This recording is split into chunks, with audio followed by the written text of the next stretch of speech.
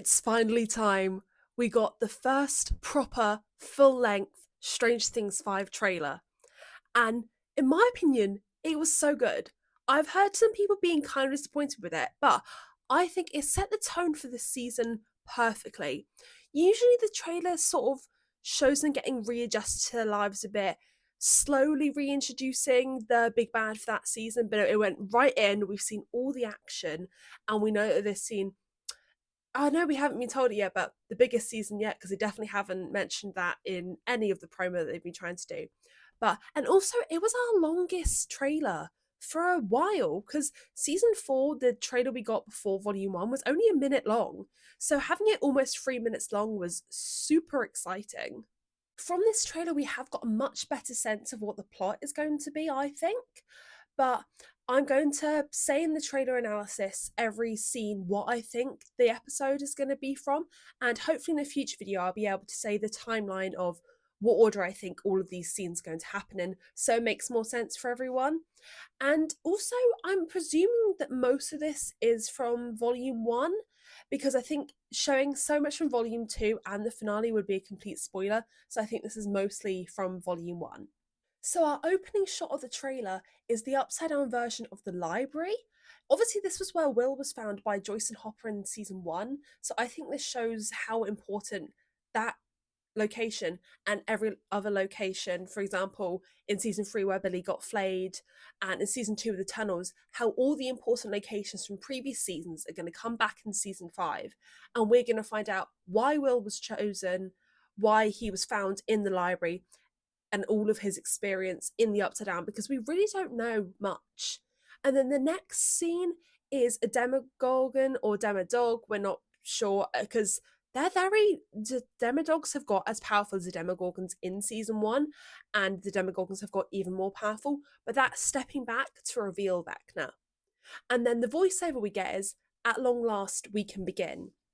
This might just be a trailer specific voiceover, because we've got these in the past for season 1 trailer. Will said, not Will, Mike said, "That's not Will," when he saw Elle, but in the actual show, he's never said that. So I think it could be that, or if it is actually in the show, I think he could be saying that to Will, and that could link up to the last clip of the trailer where Will's being lifted up, which we will get to because that's completely insane. Or it could be to Elle, because obviously we know that they're going to be facing off one last time, or at least one last time. It's probably going to be multiple times. And then we have Vecna flexing his hand in the Upside Down.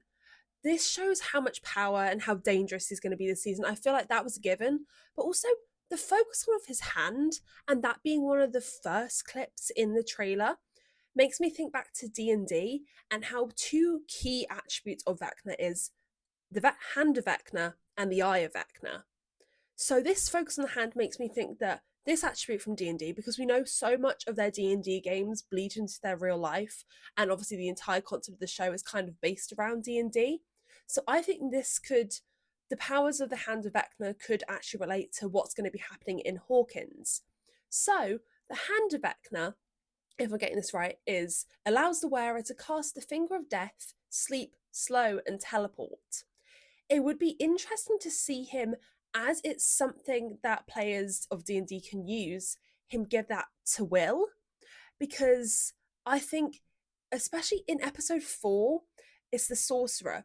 Obviously, we know this is going to be a Will-centric episode, but if he gave the hand of Vecna to Will in that episode and made him use it unwillingly, it would literally be making him a sorcerer, because he would be able to cast those spells and be able to become Vecna's puppet, which we know is what Vecna wants from the last clip of this trailer. I would also love for Will to use the hand of Vecna against Vecna. It's been sort of heavily rumoured and implied through past teasers that Will might have powers this season, and also the phone game Brawl Stars, I think it's called, had a line about Will being able to use his powers and harnessing the powers of the Upside Down, so it would be wild if that spoiled that Will has powers. But I think a part of Will having powers is going to come from Vecna, and he could use his hand to kill Vecna himself, which would be really cool to see, because Will has been a victim of the Upside Down for way too long. And we also haven't seen Vecna use the power of slow, so I think he could maybe use that this season and really emphasize the D&D coming into all of this. And also the emphasis on the hands of Vecna also relates to the eye of Vecna, which is the other attribute that I mentioned. So the eye of Vecna, you get true sight and you get 8 different spells that you can cast. I think there's been loads of Phineas Gage imagery surrounding Will. Phineas Gage is a man who lost his eye in an accident. A metal pole went through his head, and after that, his personality completely changed, which obviously relates to Will being possessed by Vecna or the Mind Flayer and completely changing under that power. I think that, as I mentioned in a previous video, I think that Vecna could switch his eye with Will's and give Will this power, the eye of Vecna, in order to control him and use him for whatever he needs, because he obviously needs Will for a very specific reason. And then Who Wants to Live Forever starts playing. I was so excited by this because it's my favourite Queen song, and it confirms that we got 2 Queen songs in the soundtrack, Who Wants to Live Forever and Bicycle Race, which is on the WSQK record that they've released that Robin has compiled. And also, I think this song really speaks to the themes of the season. Not only is no one knows whether they're going to survive, it's more dangerous and bigger than it's ever been, but also the Byler and Me, using a Queen song inherently has very queer themes. And there's a line in the song that talks about one sweet moment that saved them in before they all die.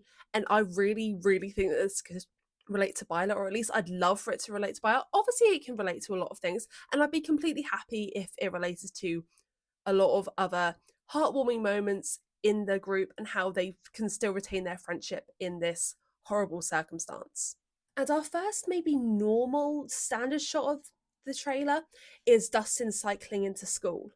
Now, I think he's going to enter school and immediately he's going to get targeted by the basketball players and they're going to shove him against the locker, and that's when his shirt is going to get ripped.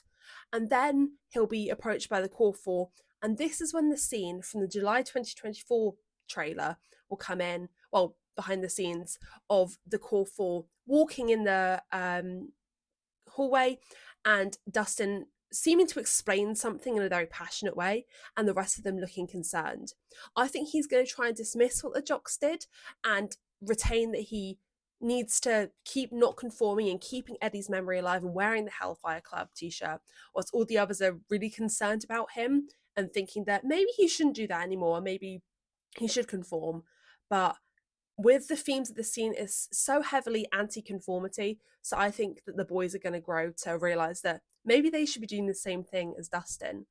But also it made me really sad because in season 1 it's established that at least Dustin, Lucas and Mike arrive at school together at middle school, and obviously that's right next to the high school, but Dustin's arriving on his own. So either he's drawn away from the group and emotionally distanced himself because of his grief of Eddie, or it could just be that the core 4 was grown apart, which I really hope not, or at least I hope that we get to watch them come back to their original friendship that they had, because obviously so much has happened to them. And it could be that Mike and Will are biking Holly to school, because we know that that happens, and also Lucas could be at the hospital. So it's likely that they're all doing their own thing, which makes me really sad, because otherwise they would have protected Dustin, or at least tried to protect him from the basketball players trying to beat him up. And then there's a shot of Dustin walking into high school and he's trying to avoid everyone walking really quickly. And this reminds me of season 4 with Max when she's walking through the hallway and listening to Running Up That Hill.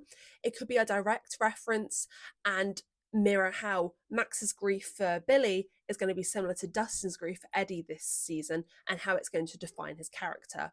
But also in Max's scene where she walks through the hallway, she doesn't get stared at, whereas Dustin seems to, at least by the guy that went past him. And I think this could be because Dustin is a symbol of anti-conformity and everything that conservative America should hate. He's unapologetic about who he is. And again, I think this speaks for the wider themes of the season and how they're going to have to fight against this as well as the supernatural and the military. And then we have a clip of Hawkins, an overview of it, and it's completely empty and there's no one on the streets, but there's also no demogorgons or anything. So I think that Hawkins will become overcome with demogorgons and demodogs in volume 2. I think in volume 1 it's still going to be not completely safe, but pretty safe-ish, as safe as it can be with the Upside Down. I think they're going to try and keep it contained because Hawkins is the kind of town that wants to brush away its problems, and it's not going to be until Volume 2 that they realise that they can't do that. So then we move on to Mike and Elle on the radio station roof talking. Now, this scene we've already seen so many times. It was one of the first that was leaked in the filming season, so it makes sense that they're using this scene a lot. And Mike says, we're really starting to lose it being stuck in here. What I find really interesting is the trailer using one of their first establishing shots of what's happening in Hawkins to show Malevolent having a platonic relationship. That conversation is completely platonic. There's no closeness between them. They're sat quite far apart. They're not interacting in a way that you would expect a couple to do. And I think that they could be having this season a Stancy style breakup where they sort of quietly break up and don't really speak about it. It's just a natural thing that happens and is better for both of them. And also the sunset behind them, we can see even better in this clip, but it seems so significant because a sunset often symbolizes the end of a relationship. And when M11 posted this scene and commented about this scene, one of the Stranger Things accounts just said that sunset sky or something like that, nothing actually to do with Malevolent.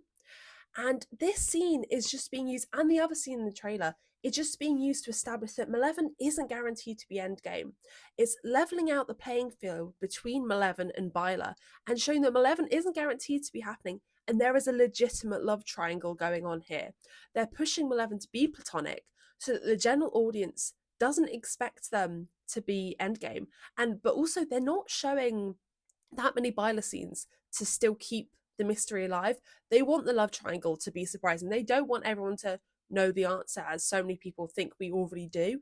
And then we're shown the military presence in Hawkins. By Mike's line saying that they're stuck in there, I'm assuming that no one's allowed to leave Hawkins, and that's why the military's there. They're trying to keep it self-contained.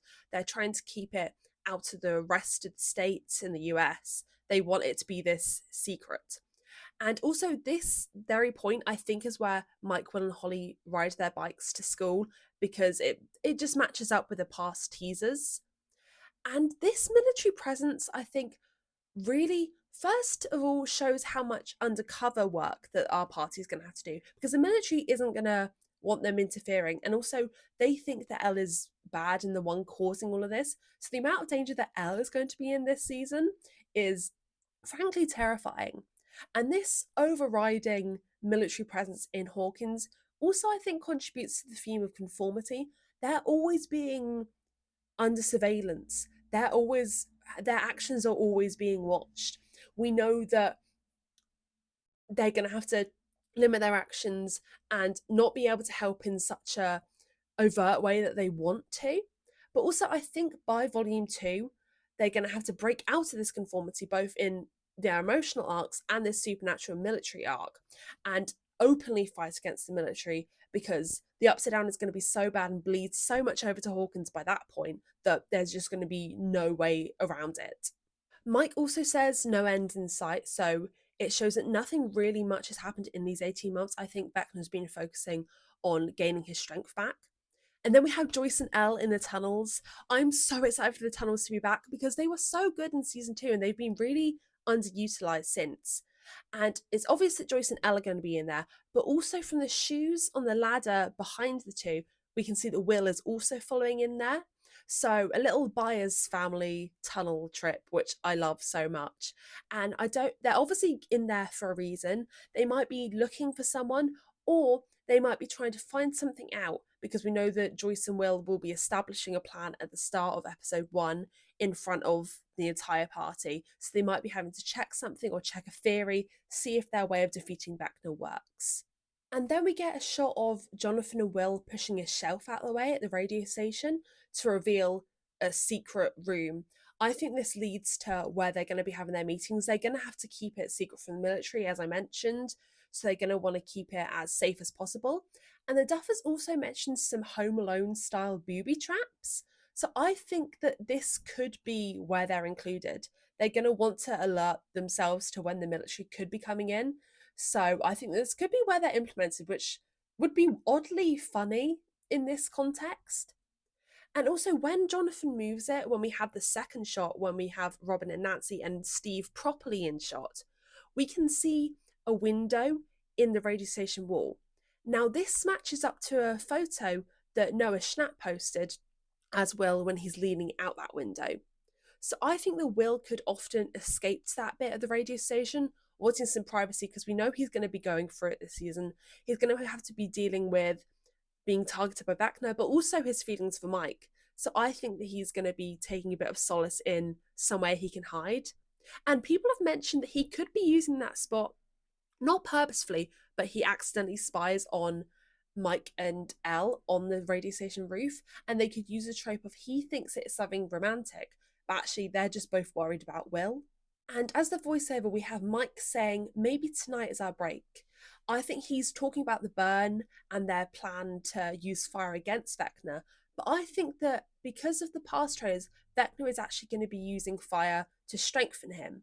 Because previously, obviously, by Nancy, Steve, and Robin, it was used to hurt him. But I think he's found a way to use fire because in the past teaser, he was throwing fireballs and using fire against people. So this is going to make him even more invincible and even harder to defeat. And then we have Ellen Hopper walking into the Upside Down. I think this is going to be in episode 4.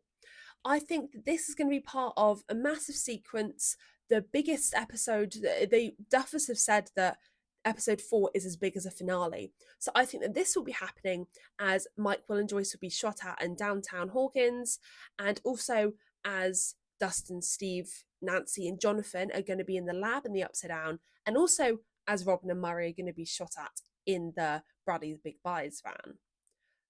I think that they're going to want to wrap up all these events in one episode. They're going to want to make their mid-season finale, in a sense, as big as possible. And in this scene, Mike says, we find Vecna. Obviously, this relates to Ellen Hopper probably going to find Vecna, and Elle intending to be the last showdown that they're going to have, and she obviously wants to defeat Vecna. And this is also part of the sequence where they're going to be in the lab. So they might be in the lab in the Upside Down and the military follow them. Or the lab could have people working in the Upside Down lab. Because I wouldn't put this past the lab at all. We know how intense they are about the Upside Down and how much they want to use this discovery. And because of the goop we see in the lab in the Upside Down as well, I think this could be partly their responsibility. They want to try and harness maybe the Upside Down's power, maybe to defeat it, maybe to do something more sinister. And then we have Mike explain the plot to Steve, Robin, Nancy, Jonathan, Joyce, Will, Lucas, and Dustin. I'm so glad we got Leader Mike back because he is one of the smartest characters in the entire show. And he doesn't have much self-confidence at all. He's going to think that there's not much he can do. But what he can do is plan. So I think that's going to be what he prides himself on, especially towards the start of the season, where they're sort of in this limbo where they don't know what's going to happen. I think that it's really nice that the teens are trusting him as well. I think it shows just how powerful an asset is his brains, and he might actually prove to himself this season that he's worthy on his own. He doesn't have to have a superhero girlfriend, which might assist in his emotional arc towards hopefully realizing his feelings for Will. And I think this scene happens early on in episode 1 because everyone is in their specific outfits. Nancy's in her candy stripe outfit, so this is the real kicker that I think is going to happen early in episode 1. But this will also happen after the main meeting when Joyce and Will are explaining. And I think Mike's plan might be shaped by what Joyce and Will say, because obviously he wants to keep Will and everyone as safe as possible. And Mike saying that they find Vecna makes me think that he's planning for the long term. He wants to end this. This isn't just for the burn. I think he's overthinking everything, and this might not end up well because we know they're not going to defeat them in episode 1 or episode 4. We know it's going to stretch out over to episode 8. And then when we move out to the wider shot of them, we can see that they have this table where they use it to plan events. I think this is going to be part of the main room where Joyce and Will did their talk and meeting to everyone. And also we can see that they've used a D&D figure. They're still using D&D to explain all this, and I'm going to be really interested if they bring in any new D&D concepts for what might happen this season, and it also relates again to how D&D is reflected in real life, and I wonder how that might manifest this season. And then we have Elle running in the Upside Down and then flying over what looks like the gate around the lab, which is so cool. I love that Elle is using her powers that way. I also love that they remembered the Upside Down is toxic and Elle is using a bandana over her face, which is a relief. But also, I've seen a few people saying that her flying seems a bit tacky and out of nowhere. But I think that this could relate not only to her powers getting stronger, but also the environment that the real world is now. We know that the Upside Down will be slowly peeling over into the real world. And we've had two bits of promo that relate to gravity going weird.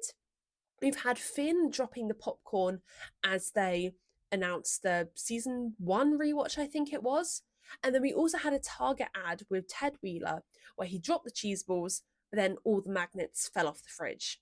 So that's confirmation that the magnetic force is going to be disrupted as it has been in the previous seasons.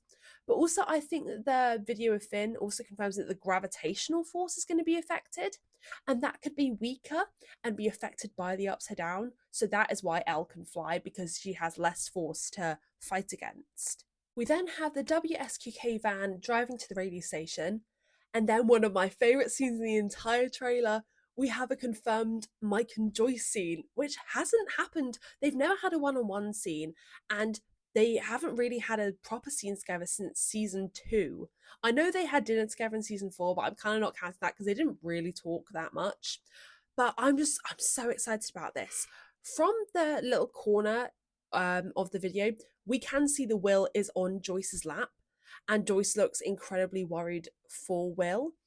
And then we go to Mike's face, and he also seems incredibly worried. I think he's going to join Joyce, and obviously, the topic of conversation has to be Will. There's literally nothing else that they could talk about with Will literally on their laps. I think Will will be drained from the shootout, from the Demogorgons and Vecna. So I think this will probably happen in episode 5 after all of that happens, and after Will has been chosen by Vecna, and Joyce might be worrying that it's going to be like season 2 again when he's possessed and they're going to really struggle to get through to him. But I think it is going to be slightly different because I don't think they rework that plot so obviously. But yeah, so I think that Mike is going to sit down with Joyce and they're going to talk about their worries for Will and also how much they care about him. And I think in this situation, Mike could talk about how much he cares for him in a similar way to season 2. And not only is Will being in the state going to make him realize how much he cares for him, but also I think he could nonchalantly say that he loves Will, and this makes him realize like, oh, this is why it didn't work out with Elle. This is how I really feel, and I need to do something about it. I need to tell Will when he wakes up. And also from a behind the scenes photo, Lucas also seems to be in this scene. So I would find it super interesting if Lucas came in and spoke about his feelings about Max being in a coma. And that obviously Will probably isn't going to be in a coma, at least to the same extent that Max is. And I think Mike could compare his own feelings to Lucas and realise that he doesn't feel purely platonic towards Will. And I also think that Joyce could bring up the changing nature of their relationship and how Mike hasn't been the best friend in the past few years, and sort of questioning that in a really sweet way and be like, oh, you were so like, you loved each other so much. Why did you decide to act in that way? And I think, again, this could trigger some self-realization in Mike and make him think, yeah, why am I acting this way? I'm not happy. I need to do something about it. Then we have Elle saying to Mike, this isn't one of your campaigns, again showing how D&D usually bleeds over into real life. And also this kind of confirms that the lip reading of this scene was right, that they are talking about what happens when you win in D&D. And if this means that the free waterfalls, where people say that Mike was talking about a town with free waterfalls, is correct, I will find that so funny. And then we have Mike in the woods with the rest of the group where he's planning out something on a map of Hawkins, and he has a D&D figure, which looks like Will the Wise from Will's season 1 drawing of him casting Fireball. I'm not completely sure about this because I couldn't find an exact match for this figure, but it really does look like it. Mike is, as I said, the planner. That's what he's good at. He wants to bring that in. And also, it's really sweet because by using that figure, he's making Will the hero of his story, just like he did in previous comics where he worries to Nancy that he wants Will to defeat the Demogorgon because of what happened to him in real life. And then we have Will walking off in the woods. So again, we've seen this scene before from the July 2024 behind the scenes, but we get a better look at it. And over this, Elle says, "You don't get to write the ending," which suggests that Will might be out of control almost of his own ending. Through Vecna possessing him, he might not be in control of his own story, which again is heartbreaking. And this exact motion completely parallels Chrissy in season 4 when she goes off in the woods and sees the clock in the tree. In the background, we have Dustin, Lucas, and Mike. I would love for Vecna to use them to taunt him. It would make such good watching, and I'd be so curious for what he'd say from Mike for what's going to taunt Will, especially because we got a hint of that in the season 3 VR game where Vecna's like, "Tell him how you feel. Is your stomach in your throat?" about his own feelings for Mike, which is super interesting, and I really hope we see that play out in season 5. But behind him, Dustin and Lucas seem to be looking on the floor for something they've dropped, whether it's a D&D dice, and this would reference season 1 where Will obviously drops the dice at their first D&D game, and this could link to someone not having a great season and something really terrible happening to them through this D&D dice that they've dropped. Also, Mike doesn't seem to be looking. He seems to be looking towards Will and being observant and protective of him and making sure that he's okay, which I love so much. And then we have Elle speaking to Mike by their makeshift sensory deprivation tank. Again, another Malevolent scene that seems completely platonic. The way that they're looking at each other doesn't seem romantic at all. There just seem to be two friends that really care for each other. And Elle says, "Not this time," which confirms that what she said about "you don't get to write the ending" was to Mike. And even though this is probably to do with Vecna, I would love it to relate to the official Malevolent breakup and how they both acknowledge that this isn't the right decision for them and they can be happier as friends and away from each other in this couple scenario. And this also places the face hold in a much more platonic way and sort of more of a comforting way rather than a purely romantic way, and especially the way Mike looks after it. It doesn't scream endgame couple to me at all. And I know I'm biased, but I think that's a valid interpretation. And then we have Nancy and Jonathan by the upside down version of the lab. This is mid-season from the outfit, and this is when they're separated from Steve and Dustin, and we can see the upside down sort of opening up, which we've seen in previous trailers, and we can also see the upside down goo behind them, which, like I said, I think is to do with maybe some experiments from the lab previously. And Nancy also says over this, he's planning to end our world emotionally to a group of people later in the trailer. I'll be interested to see if Nancy gives more information from her trance and if we get to see what this results in and how the Wheeler family is ultimately going to be really hurt. And then we have Robin looking up at the radio tower that we've seen in previous teasers, but I think this shows how Vecna and the Mind Flayer is going to have to infiltrate and stop them from passing messages to each other over the radio, which we know happens from a description on the WSQK collection, the soundtrack that they've recently released. Over that clip, we also have Nancy saying, "And he's not going to stop," which parallels Will's end of season 4 talk with Mike when he says, "Vecna's not going to stop until he gets all of us."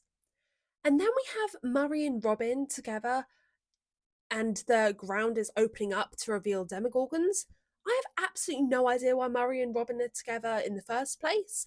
Either there's sort of no one else is available, or they were waiting for someone and the Demogorgons came out of the ground and threw the upside down, in creating a new rift, probably, and they're sort of just having to go with it.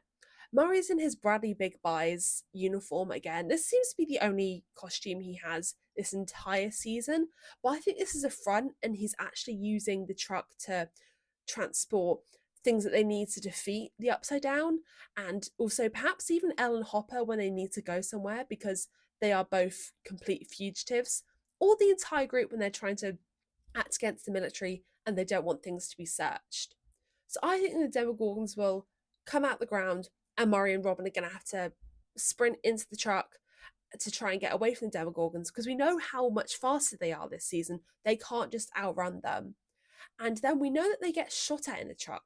So I think that this could relate to the military not letting anyone outside of Hawkins. So they try to leave Hawkins, perhaps with some cargo in the back. It might be Ellen Hopper, although I don't think so, because I think this scene happens in episode 4 when all the other stuff, when Nancy and Jonathan and Steve and Dustin are in the Upside Down, Mike, Joyce and Will getting shot at, and Demogorgons there in downtown Hawkins, and Ellen Hopper in the Upside Down.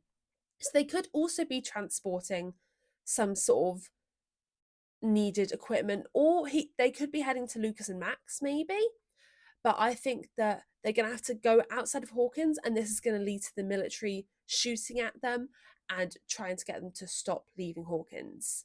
We then cut to Nancy making her speech. She's in her beginning of season outfit, and she says, "Until we're drained of every last ounce of suffering." So Vecna is probably mentally torturing these people too. And she's giving a pep talk at the same table that Mike tried to plant at. So I love this Wheeler siblings parallel. And I think this will happen after the burn didn't work and after Will passed out, because they were all so hopeful that this would defeat Vecna once and for all. And she's going to remind them that this is what Vecna wants. He wants to get rid of their hope and make them feel worthless and like they can't defeat Vecna. So she's trying to motivate them to get better, essentially, and to plan more and to not be demotivated. And then we have Nancy in the hospital washing blood off her hands. She's not in her candy striper outfit, so we know that she is there for personal, she's not there to work. And we've seen this clip before, but I think that this will be her washing Karen's blood off her hands, because I think that Karen will get her when trying to protect Holly from whatever invades their house.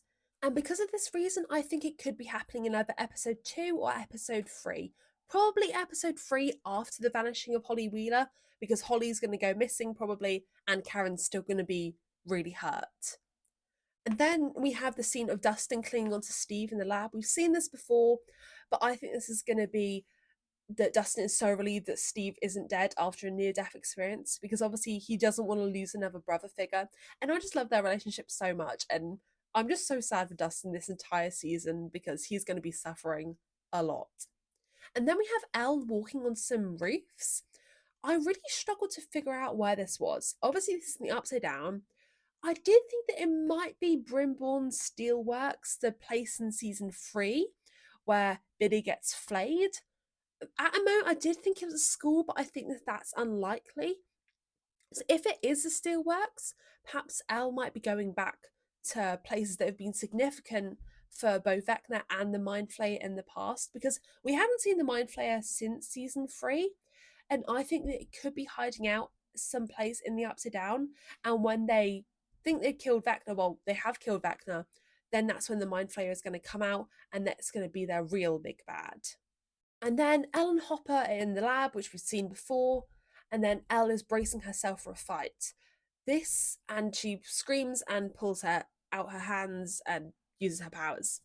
I think this relates to another clip in the July 2024 trailer where she's marching up and coming against Vecna.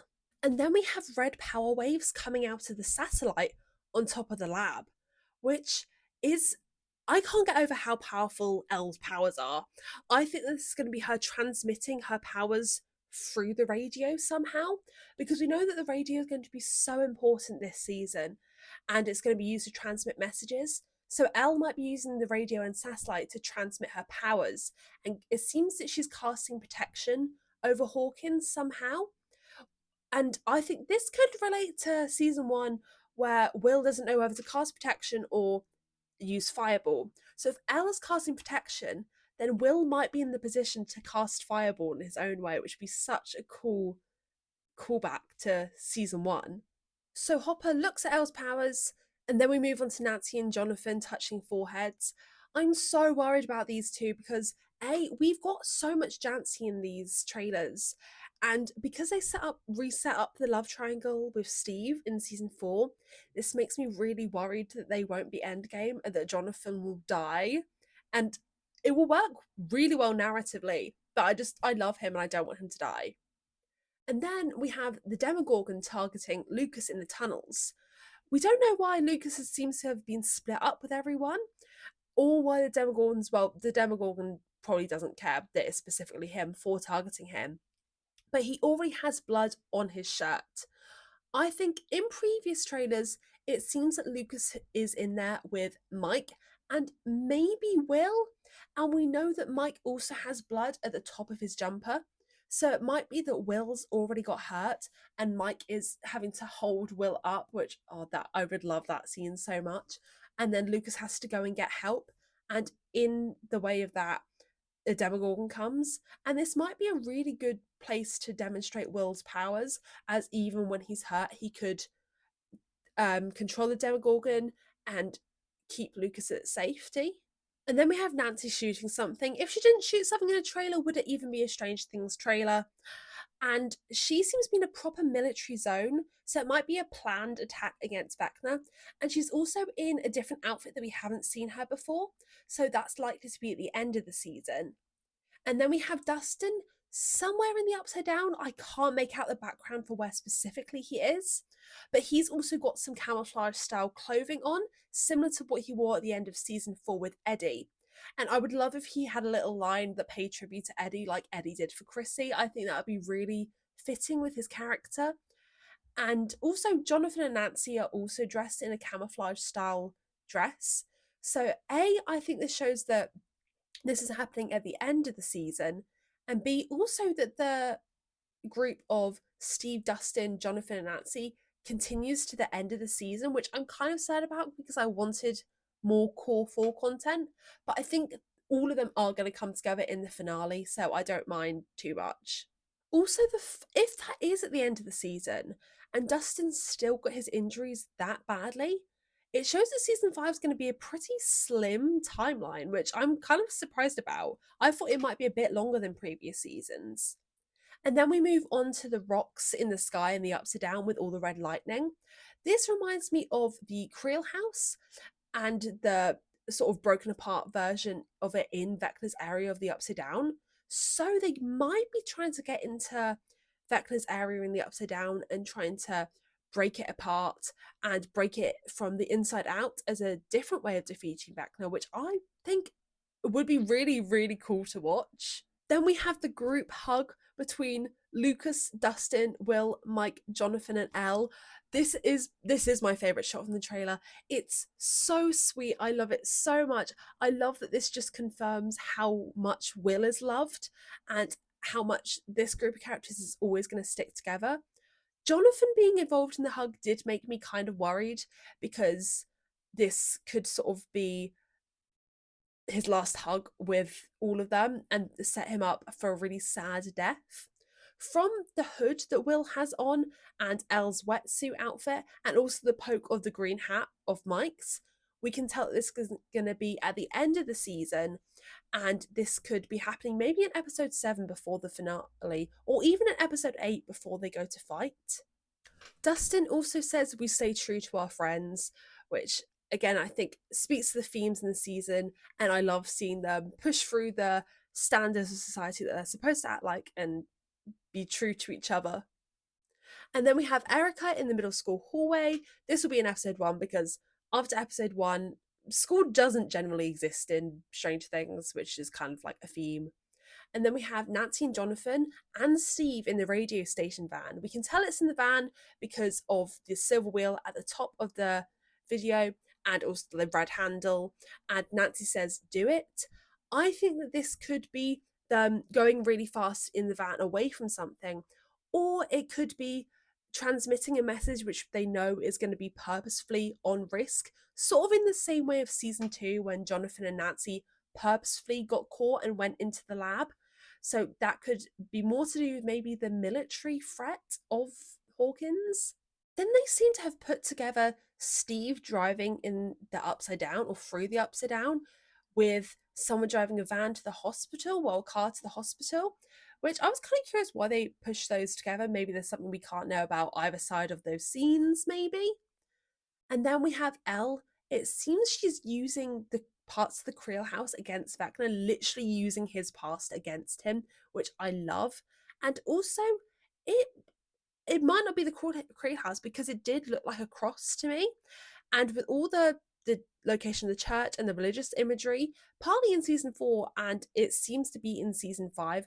Again, this works towards the theme of anti-conformity and trying to just do your best to act true to yourself, in line of what Dustin said previously in the voiceover. And then soldiers are being pushed back from breaking glass. It seems to be from a fire. And then we have Lucas carrying Max in the hospital lift. This is with Dustin saying, no matter the cost. This is specifically there, I think, to show the depths that Lucas will go to save Max and the depths of their relationship. And I just really hope that they're both okay. Because obviously, the Demodogs are attacking the hospital, and the last time we saw this happen was in season 2, and Bob died. So I really hope that no one dies.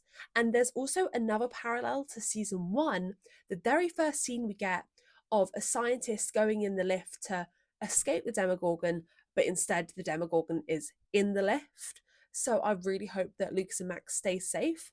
And also, I found it really interesting that even in this complete moment of panic, he still grabs the radio. That shows just how important the radio is going to be this season, and perhaps he needs it to keep transmitting messages, or perhaps they keep it on a loop of songs in an attempt to wake Max up, because obviously that saved her against the initial Vecna trance. And then we have Holly running to Karen. Both their hair is wet, so this is obviously after they've hidden in the bath and they've been separated at some point. Maybe the Demogorgon found them in the bath and Karen told Holly to run, and Karen was attacked instead, or they were separated maybe in the kitchen, but obviously they're reunited in this clip. And I think that Karen will be hurt. We know from records from the Hawkins Hospital that Karen will be hurt this season, and I definitely think it's in her character to use herself to defend Holly. And Holly seems concerned, but also I think it would be really interesting if they were injuries to her face, because Karen has always been this almost sex symbol in the show. Obviously, she had a plot line with Billy, partly in season 2 and season 3. She's always shown to be a very attractive woman, very outgoing, and showing a specific side of herself to Hawkins. So if she no longer had this conformity and led to this expectation of looking the way she does, that'd be really interesting to see how she interacted with the outcasts of the group. Then we have Dr. K shooting at something. Because we can't see any red or rifts in the ground, I'm assuming this is an Ella Hopper, maybe when they're trying to enter the Upside Down. And then we have Mike protecting Joyce and Will and all the children, which they've used in literally every single teaser, which I'm really excited for Leader Mike. And if they're using it that much, then that's going to be an important part of season 5, and I cannot wait to see it. And we also have Mike holding Will up.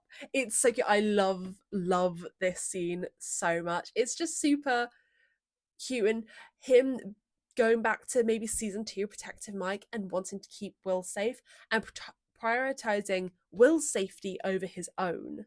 The Demogorgons then attack everyone, and the soldiers flying back. Again, I think this is going to be happening in episode 4 because it's going to be as big as a finale. And then we see Vecna's new form, which we partly saw with the spikes on his back in a previous teaser.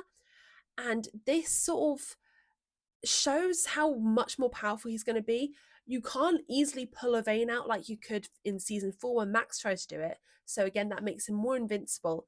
And also, his eyes seem to be slightly glazed over, like Max's did when she got out of the Vecna trance and had all her broken bones. So whether he's almost morphing with all his victims, or maybe it's to represent the fact that true Henry, the Henry before he got lost in Dimension X, is established by the first Shadow Strange Things play, is being further lost and being taken over by the Mind Flayer. And then we have Vecna lifting up Will. Like, it's just, that entire scene shocked me so much. But it's gonna be such a good season. Vecna says, William, you are going to help me one last time. Calling him William, crazy work. But also, helping him one last time confirms that Will was specifically chosen for a reason. He wasn't just some random kid that the Demogorgon chose. Obviously, he wouldn't have been able to survive the Upside Down if Vecna and the Mind Flayer didn't want him to. There's something special about Will and why he was chosen, and I can't wait for us to find that out. It's gonna be so interesting and definitely gonna be one of the questions that we need answering in season 5. He deliberately wants Will alive, so whether Will is a good host to harness his powers in, whether he sees a bit of himself in Will, because we know that Henry and Will have a lot of parallels to each other, both artists, both the quiet, sensitive kid. And Will just looks so scared of Vecna. I just feel so sorry for him. So that is the trailer analysis complete. I have no idea how long this is, but I've spent so long analysing this because there's just so much that we can get, and it's such an exciting trailer. My most anticipated moments are probably Lucas and Max in the hospital, the Mike and Joyce scene, and Will being lifted up by Vecna. And a last thing I want to know is we didn't get any one-on-one Byler scenes. It's confirmed that they're living together, yet we still have no one-on-one scenes, which shows just how spoilery they're going to be. And why would they be spoilery if they'd maintained the same relationship that they have for the past 4 seasons? No, they're going to be spoilery because it shows the changing of their relationships, which the Duffers don't want to reveal just yet. So I really hope you enjoyed that trailer analysis. It's super exciting that we've got a proper trailer, and I will hopefully see you guys in my next video, which will be me analysing all the inspiration on the Stranger Things 4 board and how it relates to Byler. Not every film, because that would be insane of me, but the films that I think relate to Byler. So thank you for watching, and I will see you guys next time. Bye!